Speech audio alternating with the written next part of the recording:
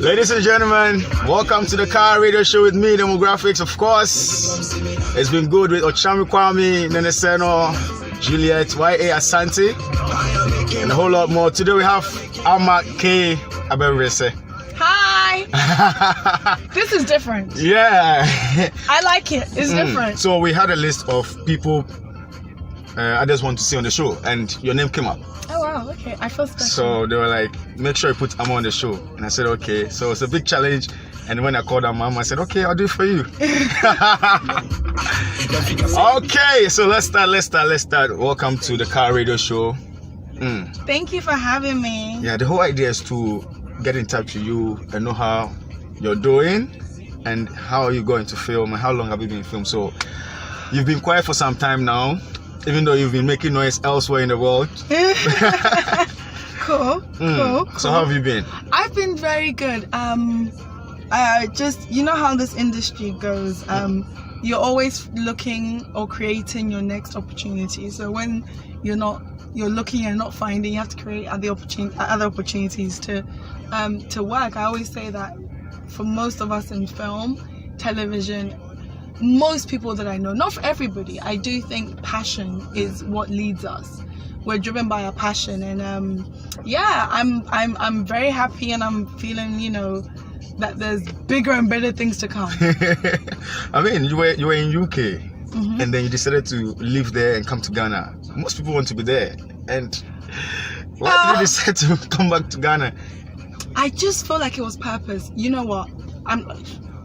A good chunk of my life, was in London. My family is there, or was there. A lot of my family is there, and that's where I grew up. I left Ghana at a very young age. So, and I have to say that I feel like my journey was shaped mostly in the UK because I got my training there. I started over there. I had a lot of, great platforms to get started, and I did some work with BBC Two. Wow. The place I actually started was YCTV, Youth Culture Television, which actually was started as a charity for young people to train. And from there it was like, ooh, I love this, I want to do more of this. And it just kind of from working with different production companies, BBC Two.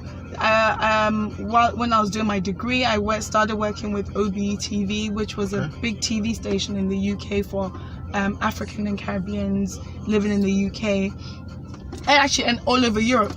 And then it just got to a point of I don't even know how to describe it.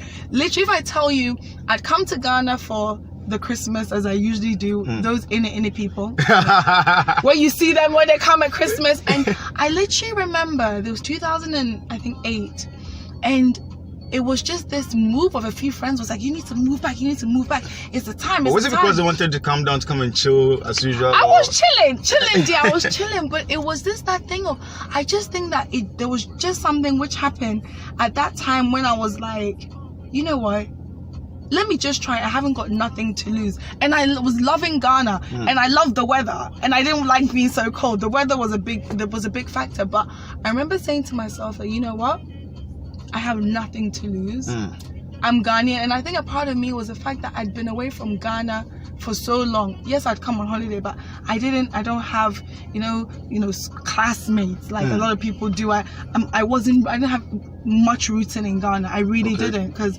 I have extended family here, but my parents, my sisters. So it was just one of those, and I said to my parents one day, I'm going to Ghana, and they're like, she said she told her parents, I'm going to Ghana. Yes. And hey, I mean, how did they take it? You know what, my mom was like, okay, she didn't mind me coming to Ghana. My dad was like, I think they didn't mind, but it was the fact that they weren't there. So it's like, why? And I'm like, I don't know. Let me just try it. And I think it's the best decision I ever made. Wow. So how was it adapting in Ghana when you came down? Do you know what? Because I would be coming every other year for the chilling sessions. It was fun at first, and then usually what happens is after a month or so, you realize that people are working, and I'm like, I don't have a job. What am I doing? So it literally took me about 6 months to really settle and for things to fall into place. I worked with a magazine, Canoe Magazine. It was also a marketing company. That was great. Then a chance meeting with director Layla Jansi came. I literally met Layla at the screening of her film. I Sing of a Well.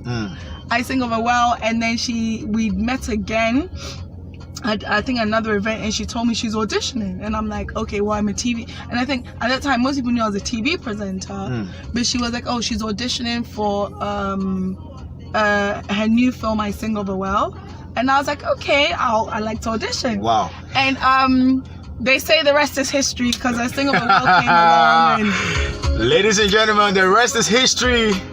We're still chilling with Ahmad K. Abebrese. Yes, Beyond Control by Rolly Panda. Drop your comments on the show, the Car Radio Show on Instagram, the Car Radio Show on YouTube, and of course CEO Demographics on Instagram. So let's get back to business. Now, how was it doing your first film with Layla? It was amazing. Layla is, like, when it comes to her work ethic, I think, you know, you cannot knock her. She's very professional. She knows what she wants. She also knows, well, I think Layla is one of those people, I think, because she's also studied filmmaking.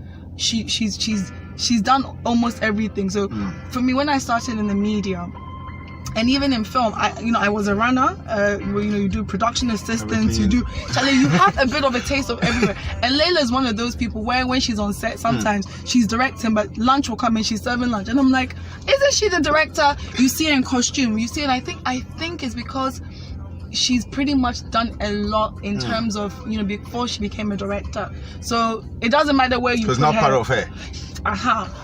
And you know, she's also crazy, Layla, if you're watching. But it professionally, I honestly, for me, she's one of the best people that I've worked with, because jokes aside, she'll laugh and she'll joke when it's time to joke. She's a tiger when it's time to be a tiger. She's, you know, very professional. She knows her work, and I think, you know, it was amazing. It was literally like an amazing experience for the first time, and that was the first time for me being on a major film set, because I'd done short films in England. I'd been, you know, acted in short films, little things here and there. And this was, you know, there was some crew from the US and there was a crew from Ghana, and it was just amazing. We filmed in Accra, we filmed in, you know, she went as far as building a whole set, a sound stage in a warehouse. You know, we were in Volta region, and it was one of my first times to really travel that side, and just kind of seeing just how beautiful our country is. Okay, so usually when a new person comes into the industry, there is this thing like, I don't like her. Did you experience any of that? Do you know the funny thing is, maybe it was, but I haven't personally experienced it. And I'm one of those people that most of the time, if I'm not working, if I'm not with family, I don't even know what's going on. Like, I literally don't know what's going on. Like, I was just with one of my family friends, and you know, she was saying, "Oh, do you know Auntie Amma? Do you know this musician? This musician?" I'm like, "Who's that?" I know the older ones, right? Now I feel like there's a new generation. Like, I'm not that cool anymore. So a lot of times I'm literally, every industry has them. Some people may like you, some people may not. It is what it is. I'm sure it happened, but not directly to me. And I'm not one of those people. It's not that deep. I try not to get caught up. If we're working, we're working. Even if I don't like you personally, because sometimes you don't like some people, it doesn't stop me working and being professional. Wow. Because I feel like whether I like you or you like me, we can be professional. We work, we finish. See you. See you. See you. See you.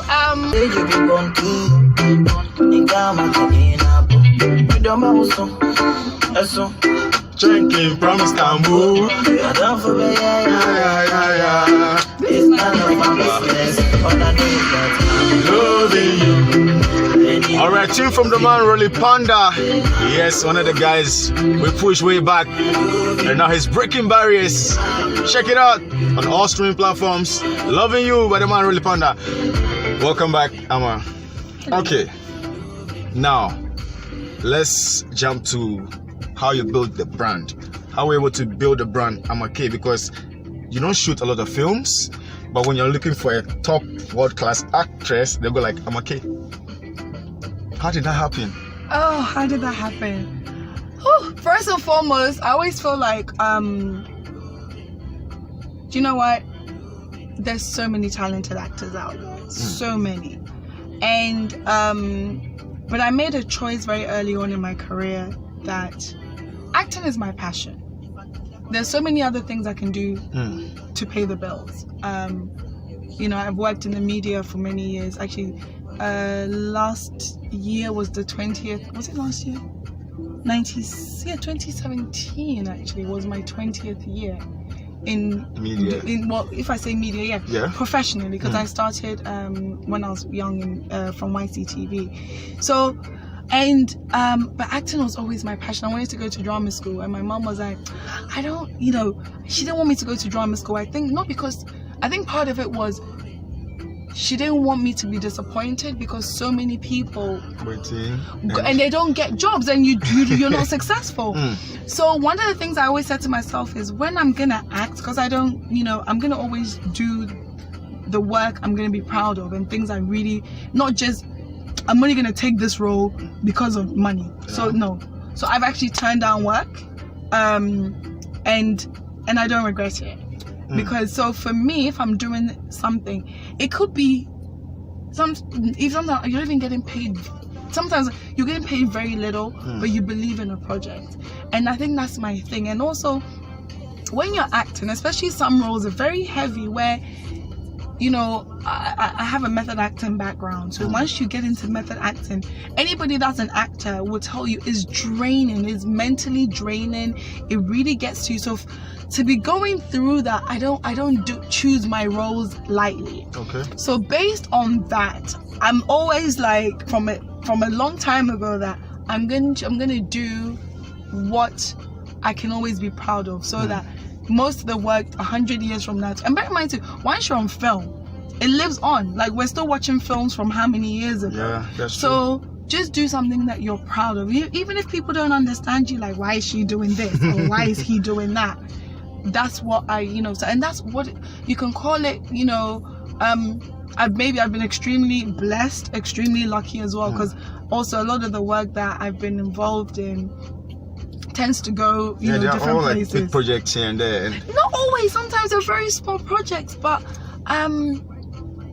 you know, I think I'm not gonna say that I'm not very blessed, because I do feel like I've been, you know, I wish I had a strategy. It really isn't. It really isn't. I've just always, I go all out. Like, I go all out, and I think that's all I can always do. And I do my best. I give it my all, and I also like to work with people who have that mentality. Sometimes you may not have a big budget, you may not have this, you may not have that, but are we doing our best? And when you're doing your best, and I think the Burial of Kojo is a testament to that. Yeah. We didn't have a huge budget. We had a lot of issues. I feel like one day we're gonna do a story about how that got made, but we had people who were dedicated, that, you know what, with this little we have, we want to make a project that can stand up. So before we continue the Burial of Kojo story, how many films have you done so far? I don't even, you know what, I think the films I've been in is probably about 10. I think I've done 10. It could be wrong, but I need to count. But really, probably about 10 at the moment. Wow. Some people have done 50, 100. 50, 100, 200. I've done 10. Wow. Or they're in the region, maybe, yeah. Yeah. And counting, obviously. And counting, of course. Up close with Amake, your favorite. We're still going to stick to the car radio show like glue. Rolly Panda. Wow. So now let's move to the Burial of Kojo. I mean, it's so interesting working on that set with you. And how did it happen? How did it happen? Yeah, like the BURIAL of Kojo process. And Bliss, the ambassador, had a vision of a story that he wanted to tell. He got myself, a few people involved, Kweku, who's our other producer, yourself, a whole bunch of people. And it was like having a very big vision, a very big dream. And we sought out, like any film, when you've got, while he was writing the script, he wrote the script, he storyboarded the script, and it was like, we need money to get this. So myself coming on board and literally us just trying to make it happen, Kweku, and him, they did a lot of the grafting on the, and my job was also trying to raise money and a few other little things trying to pull together. And if I told you it was tough, I'm not gonna lie, to the point of investors really weren't interested in this film. The ones that were interested backed out, wasted our time. We were lied to. Wow. Listen, hey, child. I'm having flashbacks, and I don't want to go there. But one of the things is, when so many avenues were shut to us, it was like, you know what? We're still gonna go ahead and do it. That's true. We're still gonna. I think Blitz was like, look, we have to find a way to make it happen. So, because at any point we could have given up, because there was ample opportunity. But it's like, nope. This is okay. We're here. Let's find a way to do it. Okay, we get this roadblock. Let's get another way. To the point of when even the film was completed, doing a Kickstarter to raise funds to complete the film. Wow. And do reshoots. I just think that sometimes when you can see how far something can go. I said, bear in mind, looking at the BURIAL of Kojo, it looks like a world-class film. And one thing I'm so proud of is that the team is from Ghana, with the exception of one person, who is Michael, who's Mexican, and he's another. And Michael is so patient, because that's our cinematographer, and just see what came out of Ghana, literally what we shot, our team. And a lot of times people look down on films that shot in Ghana, and they say, oh, the films are not good, they're not world class. The BURIAL of Kojo is just one of many films, proving them wrong. We're just one. It's not just the BURIAL of Kojo. There's other films, shot here with young people, with filmmakers, and they're just doing amazing. And we're doing it against the odds. That's true. I think it's against the odds. Other people will have huge budgets, and the fact that we're able to do these projects and still put it next to. And for Abebrese distribution company to pick up the BURIAL of Kojo, it's huge. It's huge, and I it's not lost on me. I don't take it for granted. And what things like that does, and to be 31st of March Netflix, what it reminds me is it's so possible. We can so do bigger and better. So imagine the next time, if we're given a budget, like something. I think now people believe when you say we have to do this, they go like, okay. And and we have so many great stories to tell. So many great stories to tell that I think we can tell beautifully here. Now, let's talk about film distribution. Yeah, because a lot of filmmakers produce films without thinking about distribution. After premieres, then we don't hear anything about the film. Well, I think the way films were distributed has changed. We're in the digital era now. Before you make your film, you give it to, or at least in Ghana, you give it to one of the big distributors. They'll put it VCD. We went from VHS, and when it was the VHS and DVD VCD era, you could count. Okay, you've sold 50,000 copies. You've sold 100,000, whatever. Now that era is all but almost on its last legs. So, it's getting there. So now you have a thing of, now most people watch films from their devices, smartphones, through digitally. And unfortunately for this part of the world, where, you know, whereas everywhere else somebody can just do subscription and pay, it hasn't really caught on so well here. So I do know that there are some platforms here where, or not here, but at least that cater to the African demographic. But most filmmakers, once they've finished their film, and bear in mind, you may have spent X amount of money, when they take it to them, the people are not paying them their worth, what the film is worth. So most people are now running at a loss, and that has to change. Now, I don't have the answers. One of the things I do know what is happening is also, by virtue of it, also we're in the, you know, the digital ages. It means then now we can look out, we can reach further. Netflix is one such place. I know elsewhere in the world they have, you know, Hulu, they have Amazon, there's other platforms, where viewing platforms where people can subscribe, but they're not necessarily, they're not in this market yet.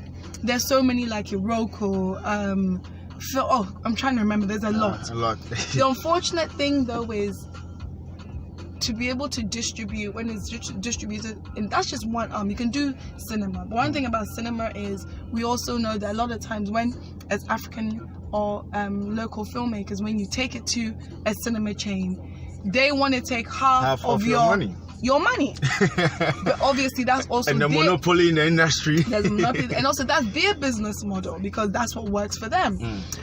So I do think we're at this point when we need to be more creative in terms of how we distribute. TV stations are not paying a lot either in this part of the world. So essentially we need to find other ways, and also to make sure our films go and travel. When our films travel, the further they can go, if your film, you know, the better. But also for me, I'm very passionate about how people locally can also watch our products. How do they locally do it? And you know, is it, I know for example Africa Film Society gets together, they mount screens in parks for people to come in the local community. I think that's an amazing idea, because a lot of times when you do that, you cut off the big monopolies of, well, and bear in mind, not everybody can even afford to go and sit in a cinema. Exactly. So I like the fact that there's so many other avenues, but one of the things is you have to, like, you know, how I would think as filmmakers, purely creative. It's like, okay, yeah, you know, because I'm a creative person, so you think about the creativity part of it. But now I realize that to start your filmmaking, you know, and that's advice I've just learned, that, you know, and we did that with the Burial of Kojo a lot, is how are we going to distribute? I remember having meetings with Blitz Boats, how we're going to distribute, because if you know where your project is going, it makes a difference. And we've had conversations prior, so I know now there's so many different avenues. It doesn't mean it's easy, but I would advise that other filmmakers now is think about your distribution even before you do anything else, because other than that, you're gonna have some amazing work, but what's the point of having amazing work if people can't see it? That's true. You know, and I do know that I don't have all the answers to distribution. You know, I said, you know, but the one thing I'm very confident about is I do think that the Burial of Kojo and the film from Nigeria, Lionheart, that was I do feel it's just now a door opener. Like, there'll be so much more. There'll be so many more coming. So no more hustle. No more hustle. We're talking to Amake on the Car Radio Show. Yes, so we're making money. You're distributing films. Man, the film industry is growing. I mean, there's Lucky, there's Azali. And Azali, you're also on Azali. Yes, I'm on Azali. Another huge project. You know what? I think some people think I love, you know, I have to just say that working on Azali is, do you know what? There's one of the things I have to say is there's so many passionate filmmakers, and I do like the fact that now I said we get a bad rep, but there's so many people that I can name who disproven them. Like there's so many, so many. There's a tall list. So many films like the Keteke, the Azali, Lucky. There's so many people doing, and the teams behind it doing amazing things. So that we can do it. We are doing it. We're taking our films to Ghanaians in the diaspora, Africans in the diaspora. We're taking it to the world. We're taking it to Europe, to the US, to Brazil, wherever. And I think that's important. That's important. That's the way to go. No more hassle from the man in the center. We're still talking to Amake on the Car Radio Show. Hassle no more. As Ark Farm is here to deliver fresh vegetables to your doorsteps. Just WhatsApp your weekend orders to 0245-882432 or 050-5869-242 or 0540-930-605. Ark Farm, no more hassle. Ark Farm, we there for you. Worldwide, the BURIAL of Kojo hits Netflix March 31st. So hey, stream, enjoy the movie, and of course produced by Amake herself and Blitz, Boat, and a whole lot. That's what we're talking about. Black Star International Film Festival. With 20 cities, you can watch over 40 films. Attend the event free of charge. The musical concert. Meet industry giants, meet the stars, and of course, Amma will be there. Until then, all I have to say is, Nene Seno, come for your car. We are done. Amma, let's leave the car for him. We should take his car. Oh, okay, bye.